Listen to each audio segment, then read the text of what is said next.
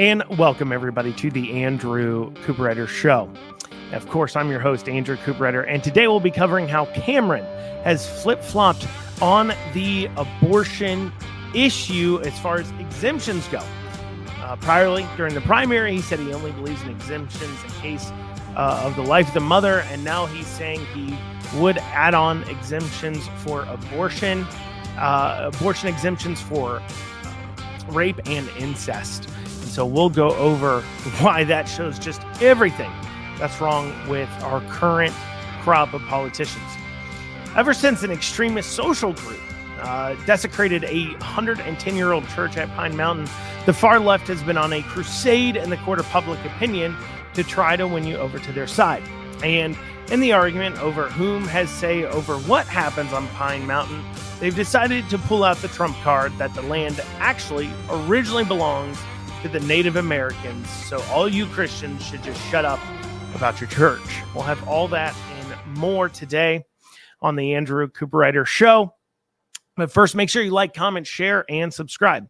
As always, if you are listening to this in the video format on YouTube or Facebook or Twitter, you can always catch it on any single major podcasting platform. Just simply search Andrew Cooperrider and you should be able to find me. And for those of you listening on a podcasting platform such as Spotify, Apple, iHeart, Pandora, Amazon, list goes on and on there. Feel free to leave a 5-star review if you like the show. And of course, if you don't like the show, well, nobody needs to know what your opinion is anyway. So just go ahead and keep that to yourself. But without further ado, let's dig into it. So it's another day, which means we have another politician flip-flopping positions because of what they think they need to be saying or doing in order to win. Democrats do it. Republicans do it. They all do it. But why? Well, frankly, most politicians will have sold their souls and their convictions out long, long ago. I mean, here's the problem. It literally costs millions to run big elections. It just does because voters are too busy. They're too distracted or just really don't care enough as a whole to actually research whom is on the ballot and then dig deep enough into them to figure out what they actually stand for and are all about. I mean, I do this show 5 days a week and I show prep for each episode, and sometimes it takes me hours and hours and hours. And even I can't dig through the history of every single politician running on the ballot. So if you want people to vote for you, well, you've got to let them know who you are. You've got to get them to turn out and vote for you. And in order to do that, you have to send mail, run TV ads, run radio ads, send text messages, you knock on doors. There's many different ways you have to do it to make sure you've reached every single person you can in order to ask them for your vote. On top of that, if you're running against an opponent who's also doing that, you need to also do all that same exact stuff again, but instead this time you need to be making sure you're spreading the quote unquote truth or why somebody shouldn't vote for them as well. Now, I know people get squeamish about negative campaign advertising or whatever, but just get over it. I mean, honestly, just get over it. Okay. Nobody who's going to tell you the bad things about a politician, especially a Democrat politician, but who's going to tell you the bad things about a politician?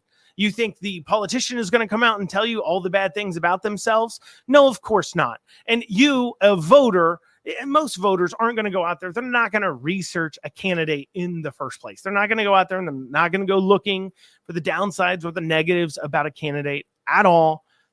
So you know what? Just get over it. Politicians need to run negative ads so that way you can actually be informed about who you're voting for on the other side, because you need to know what's going on with them. Nobody else is going to tell you, and you are most likely not going to do enough research or dig deep enough to discover who it is. And frankly, when I hear people talk about, I don't like negative campaigning, that's just be talking about themselves and why you should vote for them, I think those people are kind of naive, and I think they're kind of silly. Because quite honestly, they don't know anything negative about any of the candidates out there. They don't know why they shouldn't vote for somebody. I mean, literally politicians and campaigns are ran this way. They're crafted. They spend millions upon millions of dollars sometimes to craft these messaging. You think they're going to be honest with you about themselves and tell you every single bad thing about them? Of course not. They're going to put whatever dressing on whatever thing they need to. So obviously negative campaigning has to exist to have an informed voting base, or else you'd never know anything bad about any politician to begin with. But anyways, putting that to the side. Sorry, that was a soapbox moment. It just annoys me when I hear people begrudge the negative campaign ads and campaigns. And it's like, well, how else are you going to find out bad things about politicians? I mean, wouldn't you hate to vote for somebody to find out that they were actually a pedophile, or they said they were, I don't know, for spending less money, but then they've constantly voted for spending more money? And you, of course, didn't go back and do your research to find that out, because who would? Nobody would, right? Let's be honest here. And so because of that, now this person gets elected running on a fiscal conservative platform that has never been fiscally conservative in their life. But because, well, we don't want to run any negative attack ads, we end up with these situations. So anyways, I'm just soapboxing for a moment. We'll put that to the side. So my point is, though, is that all these politicians have sold themselves out long ago. They have to. And the reason why is because, or most politicians have, is because, you know, any politician, any office you want to run for above pretty much state house rep, you need to spend hundreds of thousands, if not millions of dollars in order to win. That means you either are independently wealthy, or you are getting donations. You're getting donated to by individuals, and they're not just giving out the kindness of their hearts. I mean, political donations are not tax deductible, right? They're giving this to politicians because it's an investment. They want to pay off for their investment. They want you to behave and act in a way they want you to. And so most of the time when you find a politician who is actually competitive at a high level, like governor, and they themselves are not independently wealthy, well, they probably have sold themselves out. That's Democrat, Republican. It doesn't matter. That's probably what's happened, because who else would give them millions of dollars? The average citizens just don't donate enough money, generally speaking, in small dollar donations from those who just, for altruistic reasons, care to make a difference. It just doesn't. And that's a shame.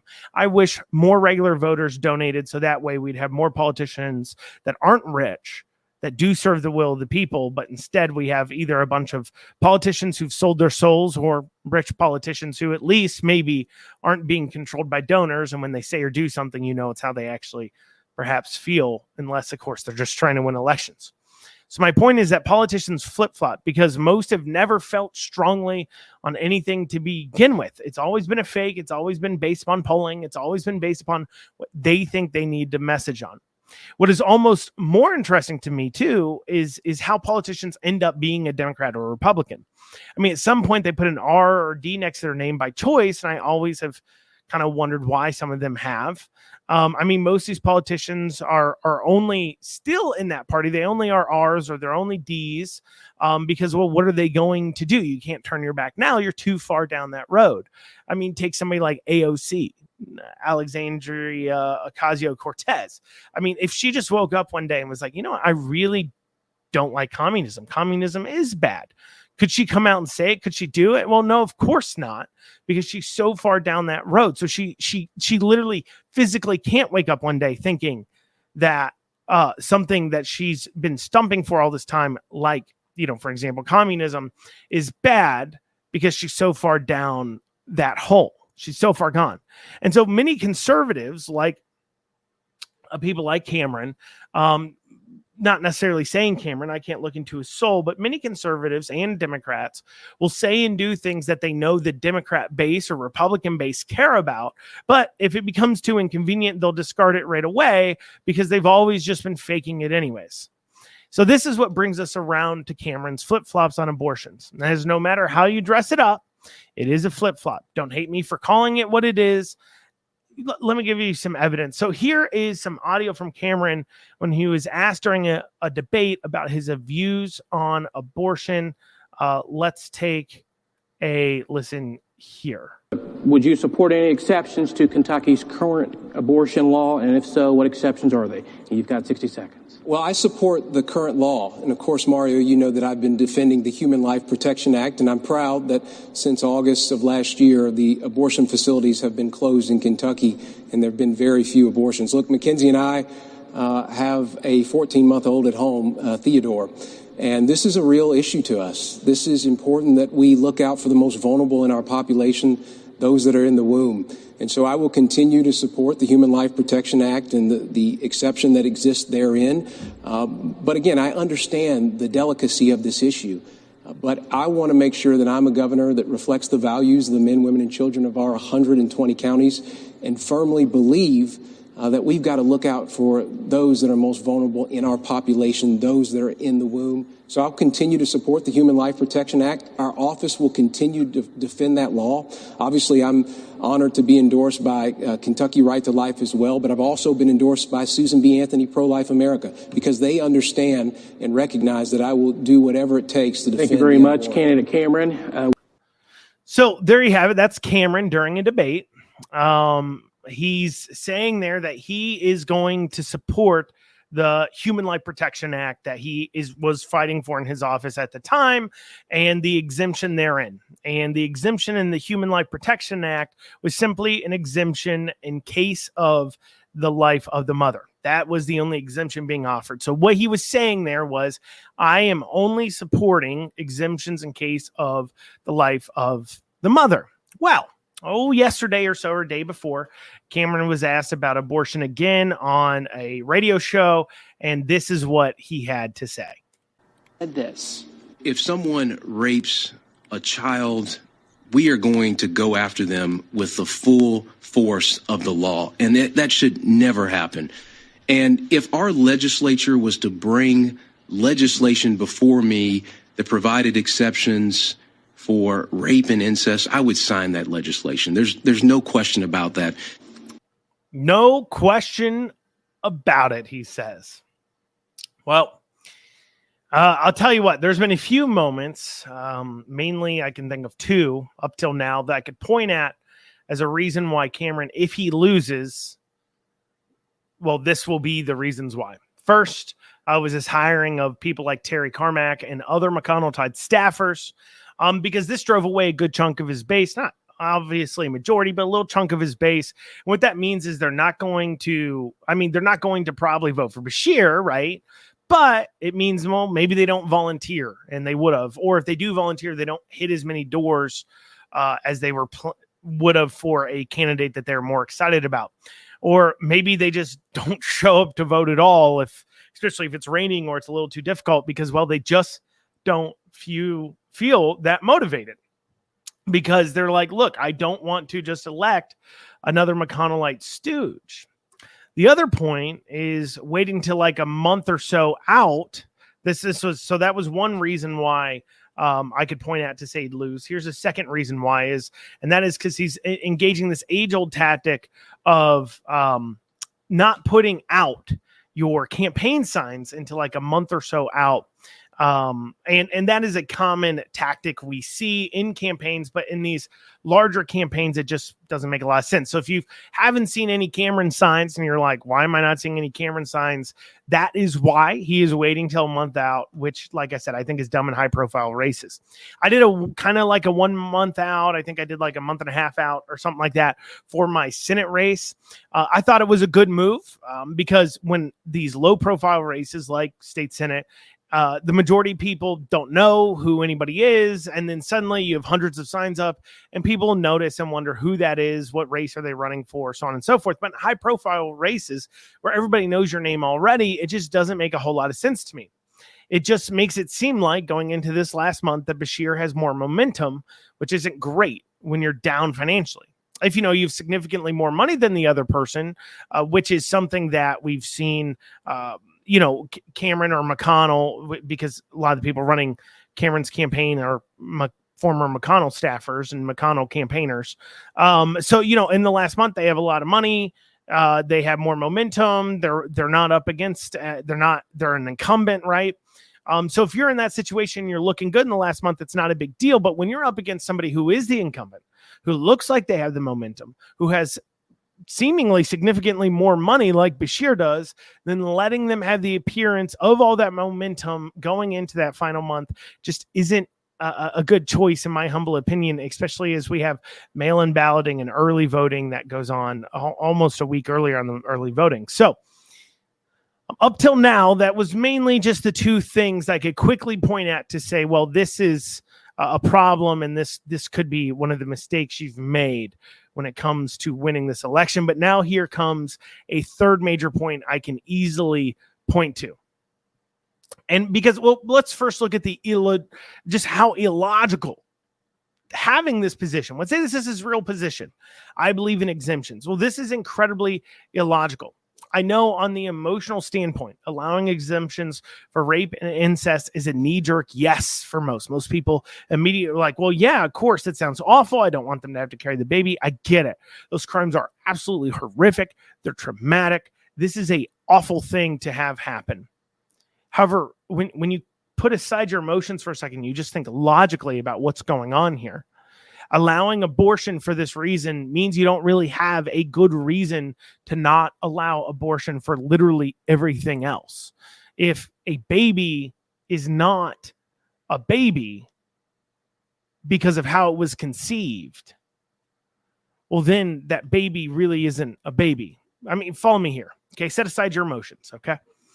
So you got people like me who are pro-life, and we're pro-life because we believe that a baby in the womb is a human life. We think murder is wrong, and we believe life begins at conception.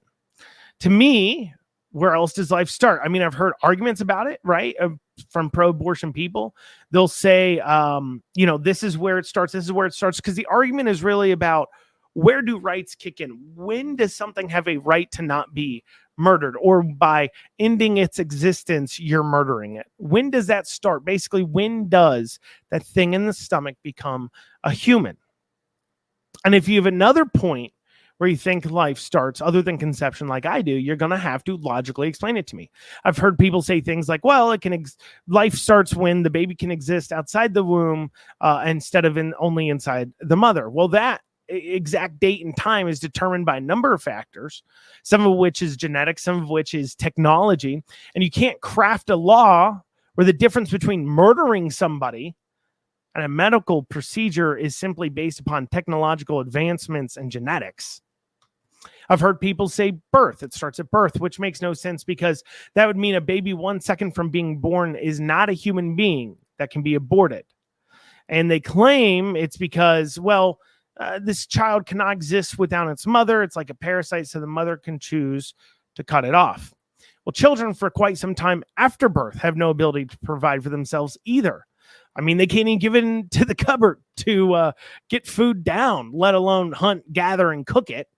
Are we saying that parents can kill off their born children simply because they're too reliant on them, so they now have the choice, because otherwise they're simply a parasite? You see, life starting at conception is the only position that makes logical sense. Saying that a baby unborn is a baby, and is a human life while it's unborn at conception, and it should be protected, that is logical. And so if you agree with that, so if you're saying that an unborn baby is still a human, and you're saying it is equal to a child in the womb is equal to a born baby, well, then it should be protected. And you cannot logically think that if that baby was formed because of rape or incest is okay, now it's okay to kill it. You just can't. I mean, okay, let me ask you, would you kill a 1-year-old baby, a 1-month-old baby, a 1-minute-old baby if you found out that it was conceived through rape or incest? The answer is almost every human being, I'd hope, would say no, we wouldn't. So if you're saying you wouldn't do that, but you would murder an unborn baby that was conceived that way, well, then you're saying an unborn baby isn't equal to a baby that's 1 minute old, which is exactly what we're arguing when you're pro-life. We're saying it is the same. And the minute you give up a little ground to say it's not the same, the minute you say, well, if it was conceived this way and it's still in the womb, it can be killed, but if it's outside the womb and it's been conceived this way, it can't, you are conceding that that child in the womb is somehow less than, in value, a born child. And now we're just negotiating over how low that value is. We're not negotiating over whether or not abortion's right or wrong. We're just negotiating over how valuable that life in the womb is, because it's not equal now. to a born child. That is what you're saying. And really, that's why this argument is a red herring for the left. That's why abortion advocates latch on to this rape and incest to excuse abortions, because less than 1.1% of all abortions happen because of rape or incest. And they latch on to that because it's an emotional appeal. But the minute you say yes, they can now logically get you to reason that any abortion you should be okay with, because it's an emotional issue for you now. And purely not about what's right and wrong, and you can be moved. And that, I think, is why this move is so bad. It's going to depress your base. On top of it being wrong, I think he's dead wrong. And what he's saying is that an unborn baby is worth less than a born baby. That is what he is saying, period. And now this depresses your base. I mean, you're a month and a half out. What is he? Month-ish and a half out? I mean, what Cameron is talking about is saying he would roll back pro-life stances. He would set pro-life Kentucky. We would be less pro-life than we are now under Cameron, because he would be adding exemptions. So it depresses the base. It's the wrong way on an important issue. So why did Cameron do it? Well, let me tell you about a conversation I recently had with a super establishment moderate Republican who, they just kind of look at politics as team red shirt versus team blue shirt. It doesn't really matter what anyone stands for as long as they have R's next to their name. I'm going to tell you about what we talked about right after this short break. Introducing Batiste Sweat Activated and Touch Activated Dry Shampoo. With breakthrough technology that absorbs oil and releases bursts of fragrance whenever you sweat or touch your hair for up to 24 hours, it's the ultimate hair care for girls on the go. Try the newest dry shampoo that's activated by you. Batiste, the future of hair care is here. Buy Batiste Dry Shampoo online or in store at your nearest retailer. So why did Cameron do it? Right? Why did he flip-flop here?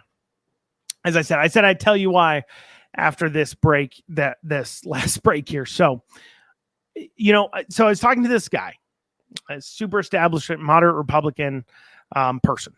And this isn't a random guy either. This is a political player. He's behind the scenes a lot in DC and Frankfurt. He does a lot of work for Republicans up there. This isn't just some guy off the street. Okay. And we were chit-chatting at a event, and I pointed out how McConnell and the Safer Communities Act depressed the vote and was backpedaling Second Amendment rights. So for those of you unaware, the Safer Communities Act allowed red flag laws and other things, and it really set back our Second Amendment rights here in the nation, and it was the biggest piece of gun control legislation passed in quite some time. And I point that out to this guy that I'm talking to, saying, hey, this isn't good, right? And what he said to defend McConnell, okay, what he said, well, we needed to do it because we were losing suburban women. We're losing in suburban women. And so the thought was, if we do this, we can then attract in suburban women. Well, first off, one, how'd that work out for you? You certainly killed that red wave. You're trying to attract in suburban women with the Safer Communities Act to gain ground for Republicans. And it's like, why? I mean, did you grab control of the Senate there, champs? Did you get control of that Senate, McConnell, like you thought you would? Of course not. Because it'll never be enough for Democrats. They'll still attack you on it. So instead of protecting your viewpoint, as you should be, you're acquiescing to theirs. You're giving them ground. You're giving them credence. When they say you're too extreme on guns and your response is to pass gun control legislation, you're acquiescing to their point. You're saying that they are right. And you're giving them permission to keep using it as an issue to win on. You don't see Democrats giving up on their viewpoints. They may change terminology. They may use different tactics and a messaging route, but they don't just abandon it. Green New Deal, they change the name. They pass it in chunks. Critical race theory, they change it to DEI. They kind of bundle that in there, get people on board with the new thing, defund the police. When that started polling bad for them, what'd they do? Did they stop their actions around defunding the police? Of course not. They just changed the name, changed their messaging tactic. So instead of passing a gun law because you just had to bring in them suburban women that you were supposedly going to bring in with the Safer Communities Act, which is just funny to me because you act like these people pay attention in the first place. They're paying attention to what the TV newsman tells them. They're paying attention to what the attack ads tell them. They're not paying attention to the up and down vote in the Senate in the first place. But anyways, so instead of passing gun laws, you should be cutting ads and talking points about how guns have helped in places where police never could have gotten in time, helped women defend themselves, such as break-ins and assaults, attempted rapes, things where have women tell their stories about someone who's breaking into my house and I called 911 and I let them know I had a gun and I shot at them maybe and they left and they ran away.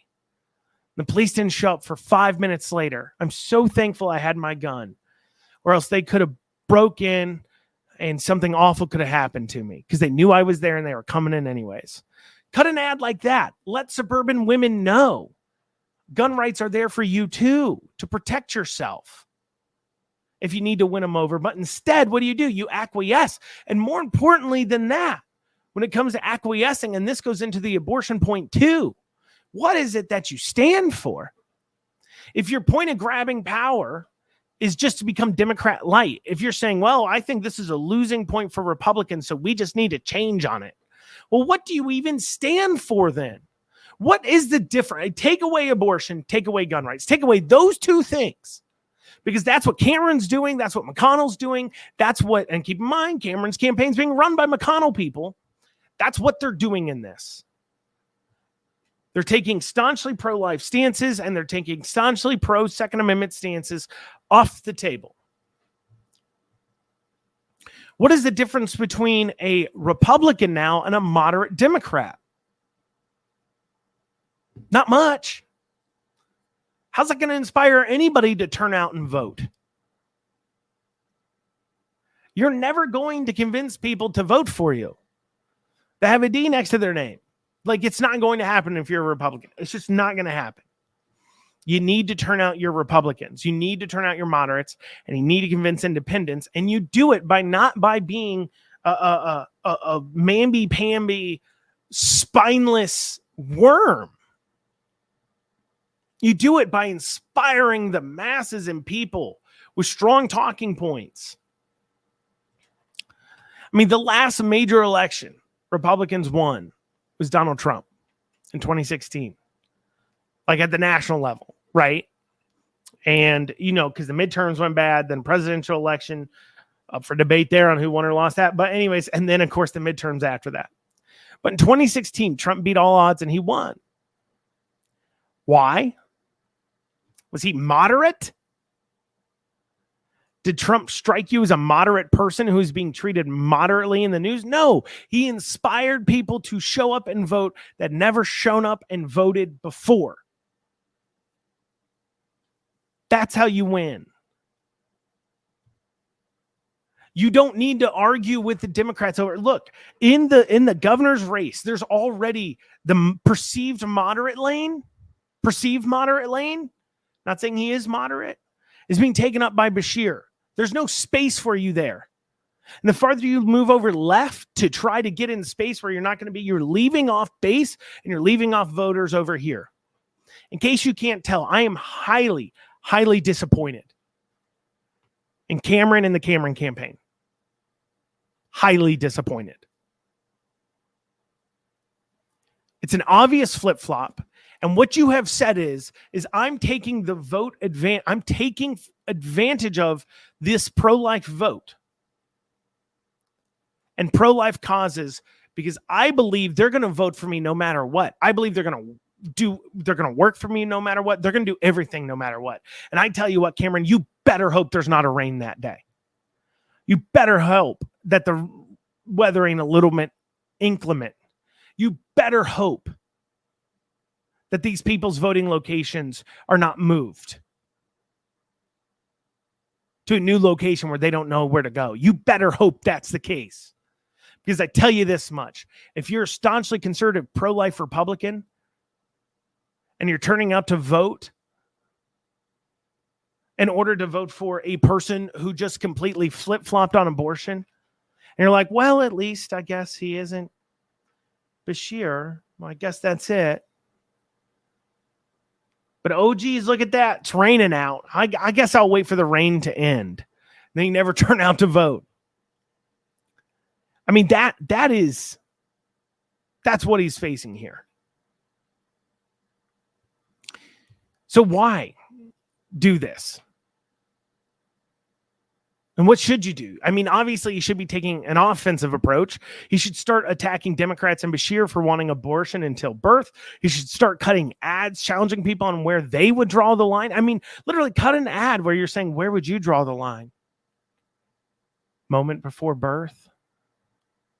Would you kill a 1 month old, 1 year old, 1 month old, 1 minute old baby if it was conceived because of a rape or incest? Why is this life any different? Show some ultrasounds. Why is this life worth less than this life? Challenge people and hit back. Instead, you fold like a cheap piece of paper.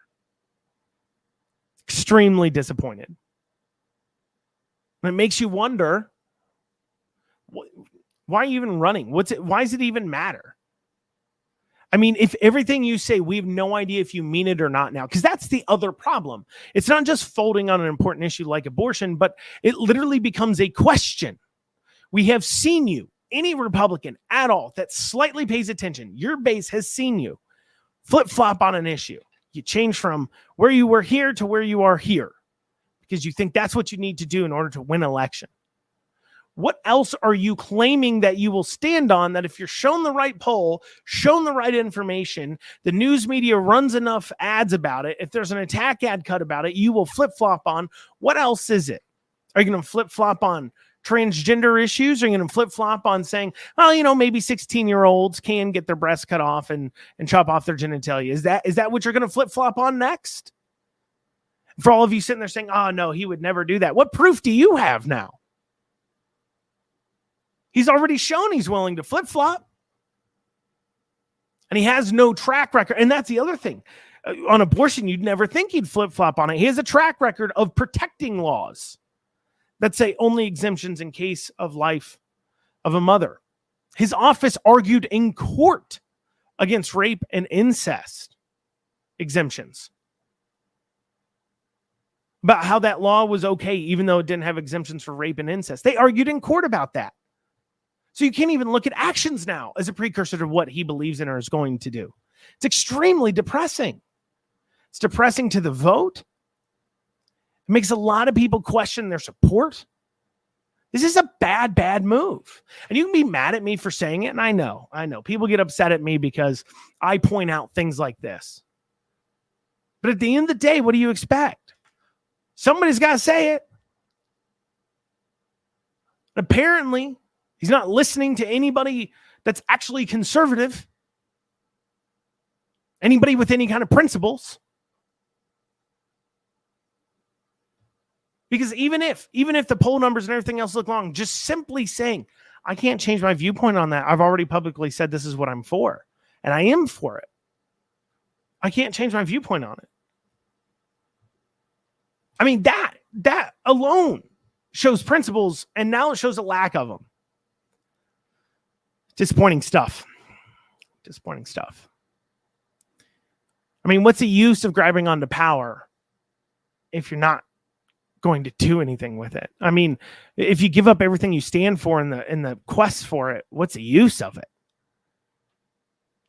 Anyways, coming up after this, we will see lefties pulling out the old "this land belongs to the Indians" trump card on an argument regarding Pine Mountain after this short break. All right, so this Pine Mountain incident, I've done a few episodes where I've talked about it. I've covered this. We've talked about it here in the past, but just really quick summary. 110 years ago, a church and settlement school was built on Pine Mountain in eastern Kentucky.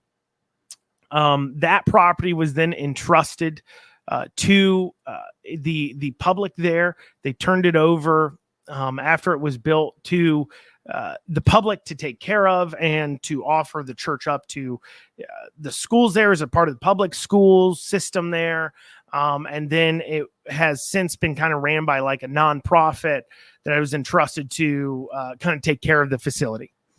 And what happened is the nonprofit that was taking care of the facility rented it out to a lefty group that believes in, basically cultural engineering when it comes to, pushing forward art projects and other things that push forward a certain viewpoint. And so they believed in doing that.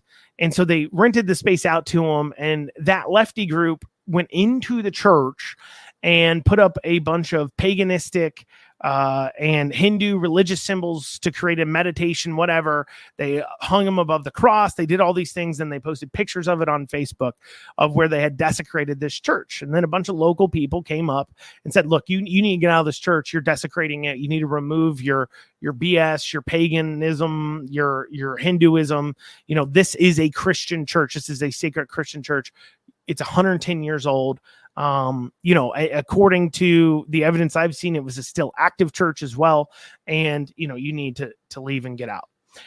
So frankly, the left here, because of what I just went over, this church, it's old, it's been there 110 years. It's pseudo public. In that sense, it was gifted to the public by the original owners. Right. And the government had hold of it. And so, the public opinion on this issue in Eastern Kentucky, the left has been losing on, and they can feel it there. And they're losing on it because, it's frankly, you desecrated a church, and this is a very historic place. And the far left is trying to get, so this all deals with kind of the far left is trying to get the Appalachians to come back on board to be a part of the Democrat base like they used to be. And they don't realize that Appalachian Democrats didn't leave the Democrat Party. The Democrat Party left them because of the same crazy viewpoints that these people are pushing. And now, no matter how much you may try to force them into the new Democrat Party, they want nothing to do with it because it's why they left. I mean, why would you? After all, these leftist activists bring crazy people that are there to make fun of your community into it. I mean, take people like this. This is a performer Pikeville Pride is bringing in. The name of this person is Victor Diamond. Okay, this is a drag king. So I'm assuming here this is a girl that is kind of sort of dressed up as a guy, but not really. As you can see here, and you have somebody who I'm assuming is a woman. It seems like she wants to go by they pronouns, but that's stupid. So I'm not going to do that. So you got a girl dressed up like an effeminate guy. For those of you who can see what they're looking at to try to describe it here, you've got a clearly drawn on facial hair, like Three Musketeers-ish style facial hair, drawn on pencil beards and just super drawn on their stuff. A jawline they've attempted to do some makeup, it appears, to kind of square it up and make it look more manly, but clearly that is a female jawline that I'm seeing there, which makes me say this is a woman. I'm assuming it's a woman. And so you got a girl dressed up like a feminine guy, and she's got her hair spiked, green tips, a green like blousey thing, and then she's wearing fishnets with then some sort of gender symbol on her crotch. I was going to try to figure out what that gender symbol on her crotch means. But then I decided I really don't care or give a crap. So I didn't put the effort into Googling it. So you're bringing perverts like this into Pikeville, into their community, into their public spaces, and exposing them to children. And then you're shocked that you're not being welcomed with open arms. So in order to try to make up some ground here, the liberals have been trying to win in the court of public opinion, because you can see they're trying to win. See, the left can win on a message of, I just want to be left alone. But they can't win on what their message really is, which is, we want everything from you. We want you to sacrifice your values, your religion, your decency, your dollars. We want everything. We even want you to sacrifice your children at the altar of our gender theory-based religion. That's what they want. They claim to want to be left alone, but then this is what they really want. And people are discovering that in this Pine Mountain incident, and they're losing because it's exposing what their true goal is. It shows that they don't want to be just left alone. It showed that they had no issue destroying what you value, a 110-year-old church, and desecrating it. So we have another opinion piece. By my count, I think this is the 5th or 6th opinion piece the Herald Leader has wrote about the Pine Mountain incident.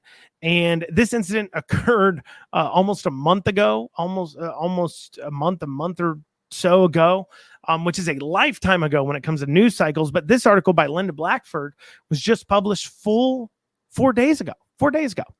It's called A Sacred Space: Who Really Owns Pine Mountain and Who Belongs There? Because you see, the argument has been that this place belongs to the community for the last 110 years.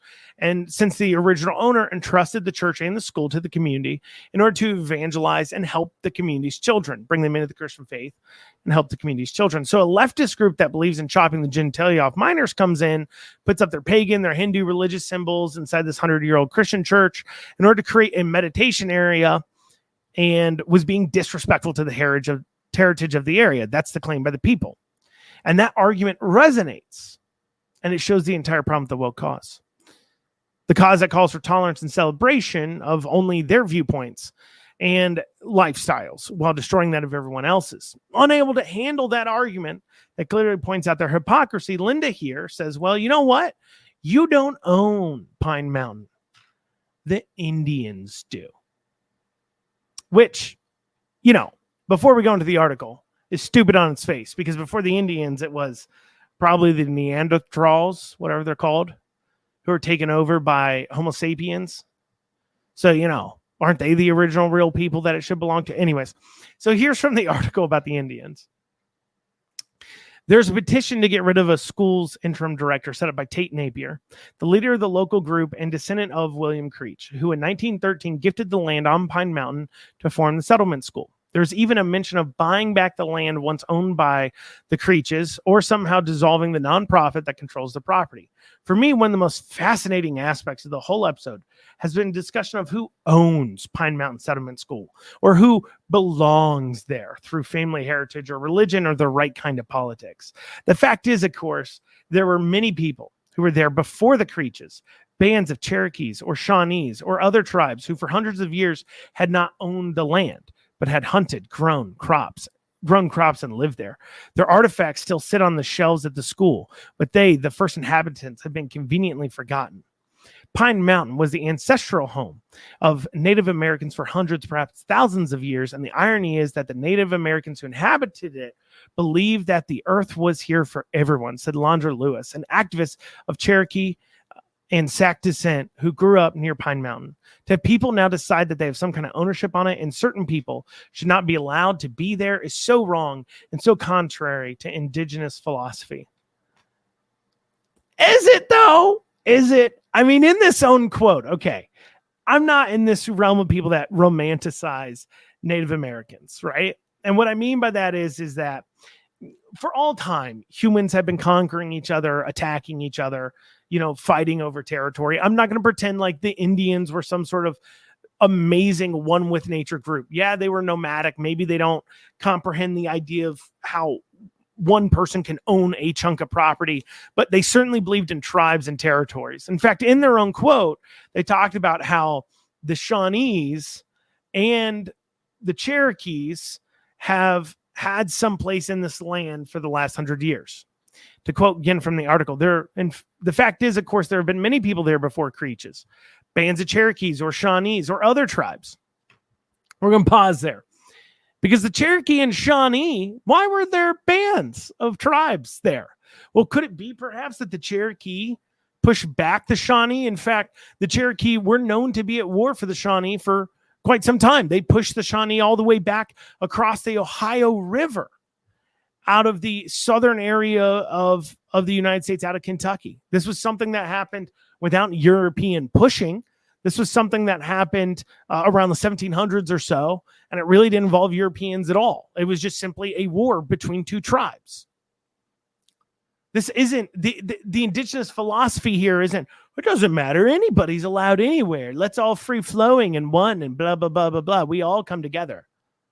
I mean, when we look at the Cherokee indigenous philosophy, Cherokee Indians, the way it was set up, they had a white chief and a red chief. The white chief was the peace chief and the red chief was the military chief.